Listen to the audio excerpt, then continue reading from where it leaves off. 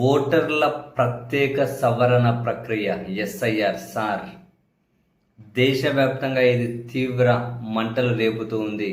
అసలు ఎస్ఐఆర్ అనేది బీజేపీ దాని కూటమి పార్టీలకు మేలు చేయడం కోసం ఎలక్షన్ కమిషన్ చేస్తున్నటువంటి ఒక ప్రాసెస్ అని, ఇప్పటికే చాలా రాష్ట్రాల్లో దీని ఫలితాలను బీజేపీ అనుభవించింది అనే సాక్ష్యాలు ఖచ్చితంగా కళ్ళ ముందు కనిపిస్తూ ఉన్నాయి.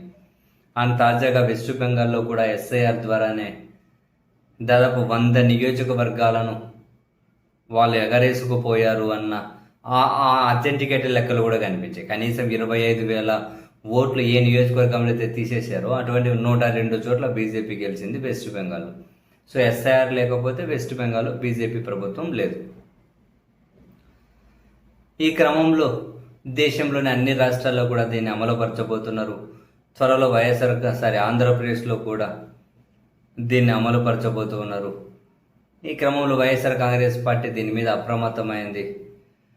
ఓట్ల తొలగింపులు, కొన్ని ఓట్లు యాడ్ చేయడం, ఈ విషయాల్లో అప్రమత్తంగా ఉండాలి అని చెప్పి ఇప్పటికే వాళ్ళ శ్రేణులకు చాలాసార్లు వాళ్ళు సూచిస్తూ ఉన్నారు. అలర్ట్గా ఉండాలి ఎక్కడికక్కడ అని చెప్పి అయితే వైసీపీ బాగానే దీని మీద మానిటరింగ్ చేస్తూ ఉంది. And at the same time రాష్ట్ర ఎన్నికల ప్రధాన అధికారికి తాజాగా వైసీపీ వరుస పెట్టి లేఖలు రాసింది. ఒక్కో అంశం మీద ఒక్కో లేఖ రాసుకుంటూ వెళ్ళారు.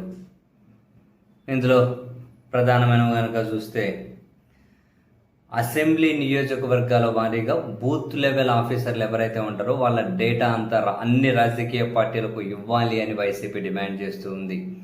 అయినా బూత్ లెవెల్ ఆఫీసర్ ఎవడో లేకుండా ఎట్లా చేస్తారు?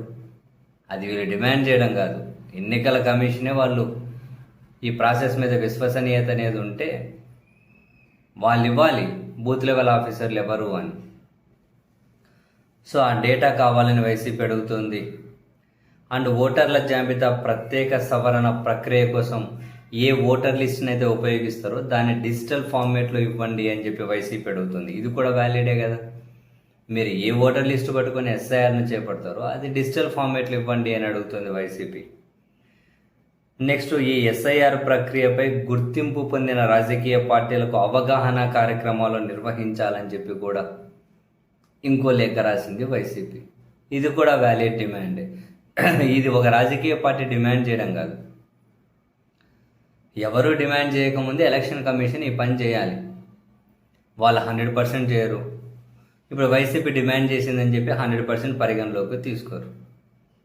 నువ్వు ఏ కోర్టుకి వెళ్ళు, సుప్రీంకోర్టుకి వెళ్ళు, ఎలక్షన్ కమిషన్కి హక్కు ఉంది, వాళ్ళకి అధికారం ఉంది, వాళ్ళు ఏం చేసినా చెల్లుబాటు అవుతుందని చెప్పి న్యాయస్థానాలు కూడా చెబుతాయి. సో ఎలక్షన్ కమిషన్ ఏది కావాలంటే అది చేసుకుంటూ వెళ్తుంది. రాజకీయ పార్టీలు డిమాండ్లు ఒకటే చేయాలి, ఆ డిమాండ్ల పరిష్కారం మాత్రం ఖచ్చితంగా ఉంటుంది. చూడాలి ఆంధ్రప్రదేశ్లో ఎట్లుంటుంది ఎస్ఐఆర్ ప్రక్రియ.